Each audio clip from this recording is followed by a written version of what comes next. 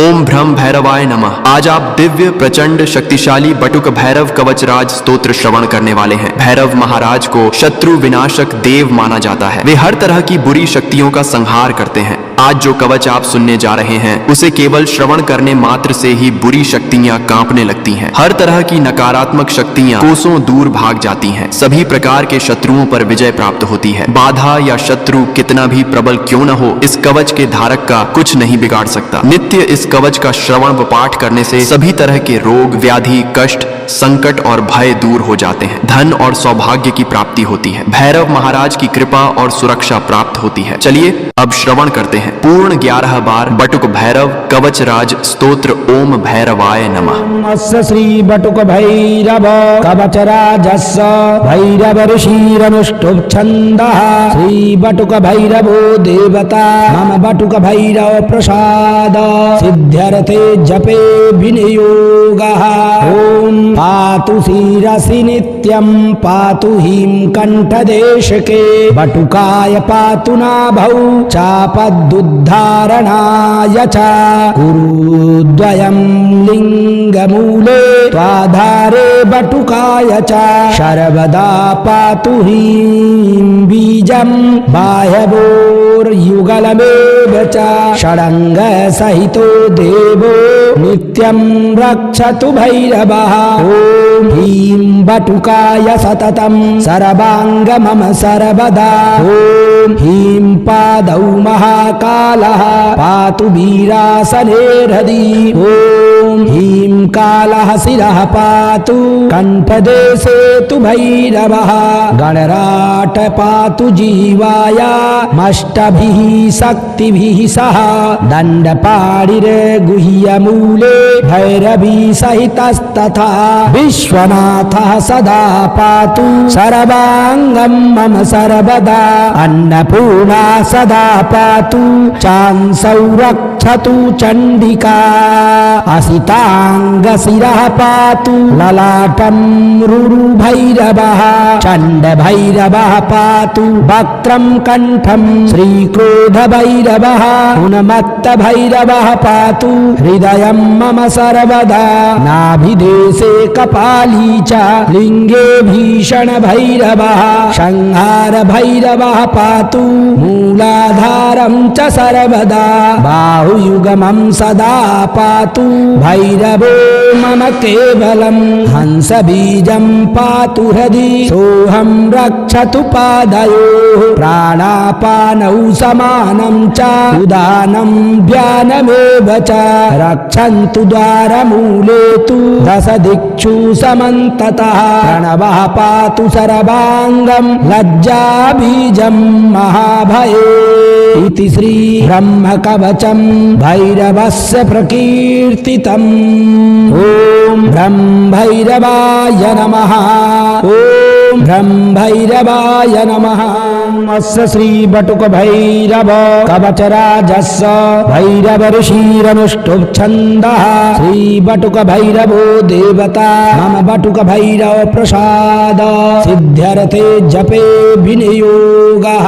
ओम पातु शिरसि नित्यं पातु ह्रीं कंठदेशके बटुकाय पातु नाभौ चापदुद्धारणाय च गुरुद्वयं लिङ्गमूले त्वाधारे बटुकाय च सर्वदा पातु ह्रीं बीजं बाह्यवोर्युगलमेव च षडङ्ग सहितो देवो नित्यं रक्षतु भैरवः। ओम ह्रीं बटुकाय सततं सर्वांग मम सर्वदा। ओम ह्रीं पादौ महाकालः पातु वीरासनेर्हृदि। ओम ह्रीं कालः शिरः पातु कंठदेशे तु भैरवः। गणराट पातु जीवाय मष्टभिः शक्तिभिः सह दण्डपाणिर्गुह्यमूले भैरवी सहितस्तथा विश्वनाथः सदा पातु सर्वांगं मम सर्वदा। अन्नपूर्णा सदा पातु चांसौरक्षतु चंडिका।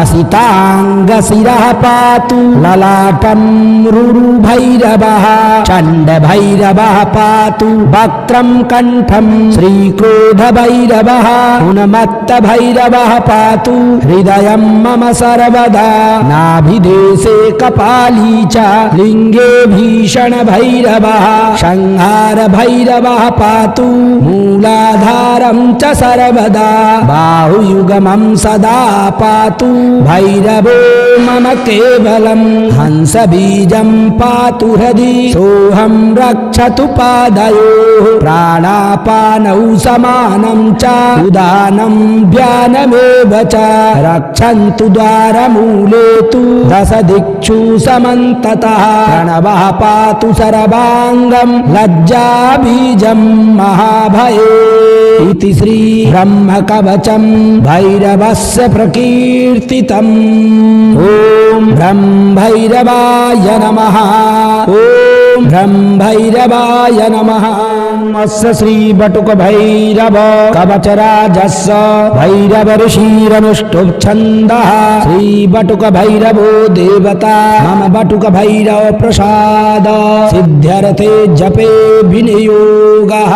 ॐ पातु शिरसि नित्यं पातु ह्रीं कण्ठदेशके बटुकाय पातु नाभौ चापदुद्धारणाय च गुरुद्वयं लिङ्गमूले त्वाधारे बटुकाय च सर्वदा पातु ह्रीं बीजं बाह्यवोर्युगलमेव च षडङ्गसहितो देवो नित्यं रक्षतु भैरवः। ॐ ह्रीं बटुकाय सततं सर्वाङ्ग मम सर्वदा। ॐ ह्रीं पादौ महाकालः पातु वीरासने हृदि। ॐ ह्रीं कालः शिरः पातु कण्ठदेशे तु भैरवः गणराट पातु जीवाय मष्टभिः शक्तिभिः सह दण्डपाणिर्गुह्यमूले भैरवी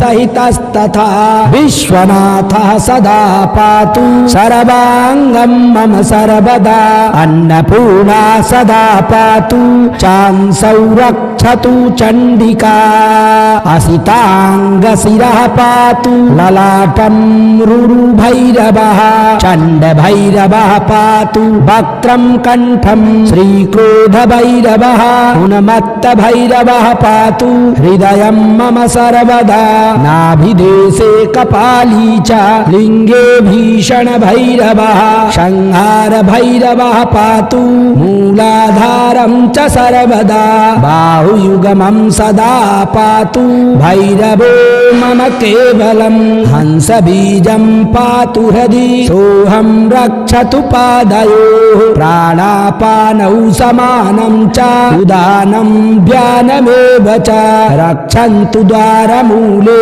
तु दश दिक्षु समन्ततः प्रणवः पातु सर्वाङ्गं लज्जाबीजं महाभये इति श्री ब्रह्मकवचं भैरवस्य प्रकीर्तितम्। ॐ ब्रह्मभैरवाय नमः।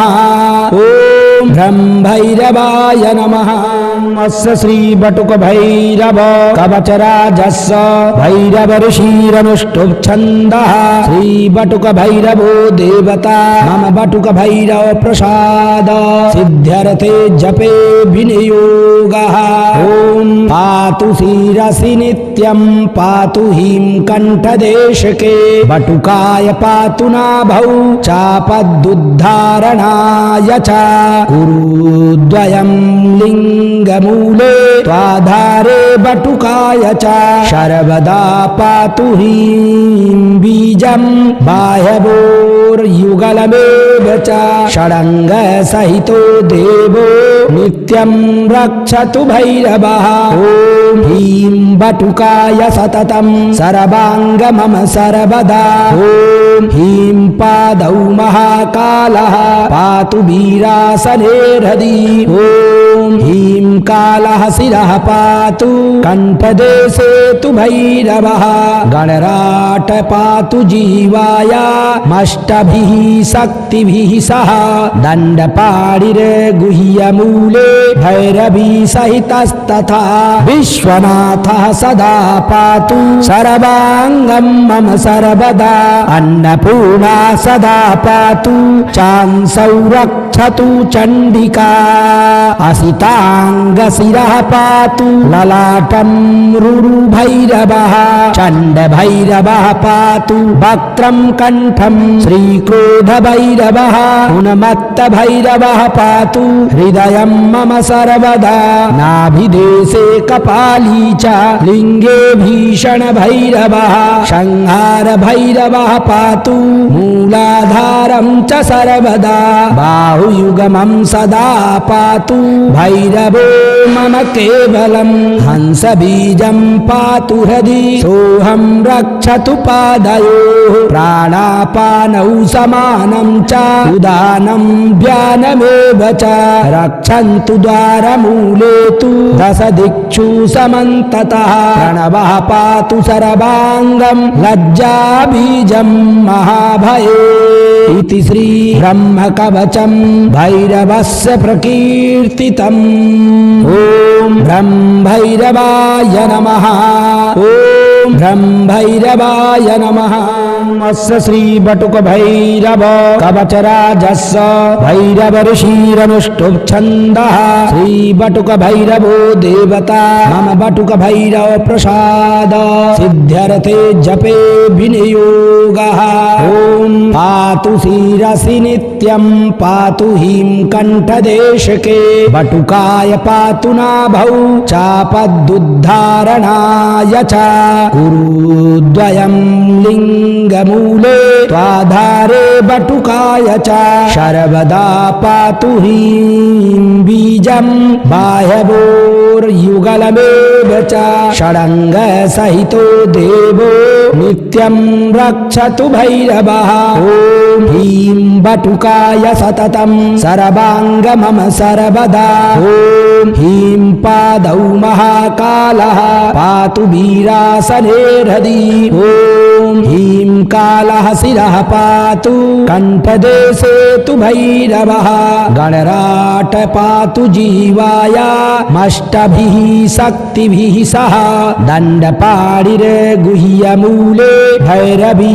सहितस्तथा विश्वनाथः सदा पातु सर्वाङ्गं मम सर्वदा अन्नपूर्णा सदा पातु चांसौ रक्षतु चण्डिका असितांगशिरः पातु ललाटं रुरुभैरवः चण्डभैरवः पातु वक्त्रं कण्ठं श्रीक्रोधभैरवः उन्मत्तभैरवः पातु हृदयं मम सर्वदा नाभिदेशे कपाली च लिङ्गे भीषणभैरवः संहारभैरवः पातु मूलाधारं च सर्वदा बाहुयुगमं सदा पातु भैरवो मम केवलं हंसबीजं पातु हृदि सोऽहं रक्षतु पादयोः प्राणापानौ समानं च उदानं व्यानमेव च रक्षन्तु द्वारमूले तु दश दिक्षु समन्ततः प्रणवः पातु सर्वाङ्गं लज्जाबीजं महाभये इति श्री ब्रह्मकवचं भैरवस्य प्रकीर्तितम्। ॐ ब्रह्मभैरवाय नमः। ॐ ब्रह्मभैरवाय नमः। अस्य श्री बटुक भैरव कवचराजस्य भैरव ऋषिरनुष्टुप् छन्दः श्री बटुक भैरवो देवता मम बटुक भैरव प्रसाद सिद्ध्यर्थे जपे विनियोगः। ॐ पातु शिरसि नित्यं पातु ह्रीं कण्ठदेशके बटुकाय पातु नाभौ चापदुद्धारणाय च गुरुद्वयं लिङ्गमूले त्वाधारे बटुकाय च सर्वदा पातु ह्रीं बीजं बाह्यवोर्युगलमेव च षडङ्ग सहितो देवो नित्यं रक्षतु भैरवः ॐ ह्रीं बटुकाय सततं सर्वाङ्ग मम सर्वदा ॐ ह्रीं पादौ महाकालः पातु वीरासने हृदि ॐ ह्रीं कालः शिरः पातु कण्ठदेशे तु भैरवः गणराट पातु जीवाय मष्टभिः शक्तिभिः सह दण्डपाणिर्गुह्यमूले भैरवी सहितस्तथा विश्वनाथः सदा पातु सर्वाङ्गं मम सर्वदा अन्नपूर्णा सदा पातु चांसौ रक्षतु चण्डिका असिताङ्गशिरः पातु ललाटं रुरुभैरवः चण्डभैरवः पातु वक्त्रं कण्ठं श्रीक्रोधभैरवः उन्मत्तभैरवः पातु हृदयं मम सर्वदा नाभिदेशे कपाली च लिङ्गे भीषणभैरवः संहारभैरवः पातु मूलाधारं च सर्वदा बाहुयुगमं सदा पातु भैरवो मम केवलं हंसबीजं पातु हृदि सोऽहं रक्षतु पादयोः प्राणापानौ समानं च उदानं व्यानमेव च रक्षन्तु द्वारमूले तु दश दिक्षु समन्ततः प्रणवः पातु सर्वाङ्गं लज्जाबीजं महाभये इति श्री ब्रह्मकवचं भैरवस्य प्रकीर्तितम् ॐ ब्रह्म भैरवाय नमः ॐ ब्रह्म भैरवाय नमः अस्य श्री बटुक भैरव कवचराजस्य भैरव ऋषिरनुष्टुप् श्री बटुक भैरवो देवता मम बटुक भैरव प्रसाद सिद्ध्यर्थे जपे विनियोगः ॐ पातु शिरसि नित्यं पातु ह्रीं कण्ठदेशके बटुकाय पातु नाभौ चापदुद्धारणाय च गुरुद्वयं लिङ्गमूले त्वाधारे बटुकाय च सर्वदा पातु ह्रीं बीजं बाह्यवोर्युगलमेव च षडङ्ग सहितो देवो नित्यं रक्षतु भैरवः ॐ ह्रीं बटुकाय सततं सर्वाङ्ग मम सर्वदा ॐ ह्रीं पादौ महाकालः पातु वीरासने हृदि ॐ ह्रीं कालः शिरः पातु कण्ठदेशे तु भैरवः गणराट पातु जीवाय मष्टभिः शक्तिभिः सह दण्डपाणिर्गुह्यमूले भैरवी सहितस्तथा विश्वनाथः सदा पातु सर्वाङ्गं मम सर्वदा अन्नपूर्णा सदा पातु चांसौ रक्षतु चण्डिका असिताङ्गशिरः पातु ललाटं रुरुभैरवः चण्डभैरवः पातु वक्त्रं कण्ठं श्रीक्रोधभैरवः उन्मत्तभैरवः पातु हृदयं मम सर्वदा नाभिदेशे कपाली च लिङ्गे भीषणभैरवः संहारभैरवः पातु मूलाधारं च सर्वदा बाहुयुगमं सदा पातु भैरवो मम केवलं हंसबीजं पातु हृदि सोऽहं रक्षतु पादयोः प्राणापानौ समानं च उदानं व्यानमेव च रक्षन्तु द्वारमूले तु दश दिक्षु समन्ततः प्रणवः पातु सर्वाङ्गं लज्जाबीजं महाभये इति श्री ब्रह्मकवचं भैरवस्य प्रकीर्तितम् ॐ ब्रह्म भैरवाय नमः ॐ भ्रम भैरवाय नमः। अस्य श्री बटुक भैरव कवचराजस्य भैरव ऋषिरनुष्टुप् छन्दः। श्री बटुक भैरवो देवता मम बटुक भैरव प्रसाद सिद्ध्यर्थे जपे विनियोगः।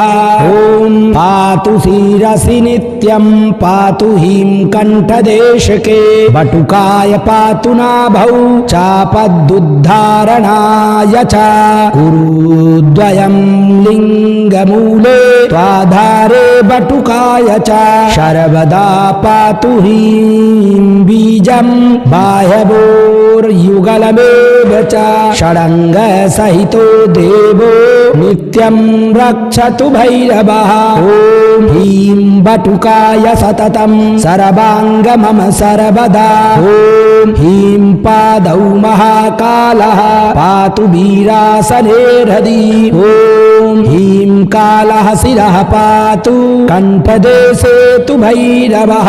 गणराट पातु जीवाय मष्टभिः शक्तिभिः सह दण्डपाणिर्गुह्यमूले भैरवी सहितस्तथा विश्वनाथः सदा पातु सर्वाङ्गं मम सर्वदा। अन्नपूर्णा सदा पातु चांसौ रक्षतु चण्डिका। असिताङ्गशिरः पातु ललाटं रुरुभैरवः। चण्डभैरवः पातु वक्त्रं कण्ठं श्रीक्रोधभैरवः। उन्मत्तभैरवः पातु हृदयं मम सर्वदा। नाभिदेशे कपाली च लिङ्गे भीषणभैरवः। संहारभैरवः पातु मूलाधारं च सर्वदा। बाहुयुगमं सदा पातु भैरवो मम केवलं। हंसबीजं पातु हृदि सोऽहं रक्षतु पादयोः। प्राणापानौ समानं च उदानं व्यानमेव च रक्षन्तु द्वारमूले तु दश दिक्षु समन्ततः। प्रणवः पातु सर्वाङ्गं लज्जाबीजं महाभये। इति श्री ब्रह्मकवचं भैरवस्य प्रकीर्तितम्। ॐ भ्रं भैरवाय नमः। ॐ भ्रं भैरवाय नमः। अस्य श्री बटुक भैरव कवचराजस्य भैरव ऋषिरनुष्टुप् छन्दः। श्री बटुक भैरवो देवता मम बटुक भैरव प्रसाद सिद्ध्यर्थे जपे विनियोगः। ॐ पातु शिरसि नित्यं पातु ह्रीं कंठदेशके बटुकाय पातु नाभौ चापदुद्धारणाय च गुरुद्वयं लिंगमूले त्वाधारे बटुकाय च सर्वदा पातु ह्रीं बीजं बाह्यवोर्युगलमेव च षडङ्ग सहितो देवो नित्यं रक्षतु भैरवः। ॐ ह्रीं बटुकाय सततं सर्वाङ्ग मम सर्वदा। ॐ ह्रीं पादौ महाकालः पातु वीरासने हृदि। ॐ ह्रीं कालः शिरः पातु कण्ठदेशे तु भैरवः। गणराट पातु जीवाय मष्टभिः शक्तिभिः सह दण्डपाणिर्गुह्यमूले भैरवी सहितस्तथा विश्वनाथः सदा पातु सर्वाङ्गं मम सर्वदा। अन्नपूर्णा सदा पातु चांसौ रक्षतु चण्डिका। असिताङ्गशिरः पातु ललाटं रुरुभैरवः। चण्डभैरवः पातु वक्त्रं कण्ठं श्रीक्रोधभैरवः। उन्मत्तभैरवः पातु हृदयं मम सर्वदा। नाभिदेशे कपाली च लिङ्गे भीषणभैरवः। संहारभैरवः पातु मूलाधारं च सर्वदा। बाहुयुगमं सदा पातु भैरवो मम केवलं। हंसबीजं पातु हृदि सोऽहं रक्षतु पादयोः। प्राणापानौ समानं च उदानं व्यानमेव च रक्षन्तु द्वारमूले तु दश दिक्षु समन्ततः। प्रणवः पातु सर्वांगम लज्जाबीजं महाभये। इति श्री ब्रह्म कवचम भैरवस्य प्रकीर्तितम्। ओम ब्रह्म भैरवाय नमः। ओम ब्रह्म भैरवाय नमः। अस्य श्री बटुक भैरव कवचराजस्य भैरव ऋषिरनुष्टुप् छन्दः। श्री बटुक भैरवो देवता मम बटुक भैरव प्रसाद सिद्ध्यर्थे जपे विनियोगः। ओम पातु शिरसि नित्यं पातु ह्रीं कंठदेशके बटुकाय पातु नाभौ चापदुद्धारणाय च कुरुद्वयं लिंगमूले त्वाधारे बटुकाय च सर्वदा पातु ह्रीं बीजं बाह्यवोर्युगलमेव च षडंग सहितो देवो नित्यं रक्षतु भैरवः। ओम ह्रीं बटुकाय सततं सर्वांग मम सर्वदा। ओम ह्रीं पादौ महाकालः पातु वीरासने हृदि। ओम ह्रीं कालः शिरः पातु कंठदेशे तु भैरवः।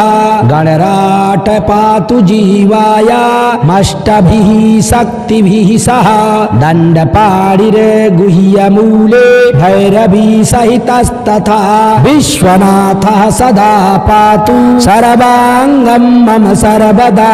अन्नपूर्णा सदा पातु चांसौ रक्षतु चण्डिका। असितांग शिरः पातु ललाटं रुरु भैरवः। चण्ड भैरवः पातु वक्त्रं कंठं श्रीक्रोध भैरवः। उन्मत्त भैरवः पातु हृदयं मम सर्वदा।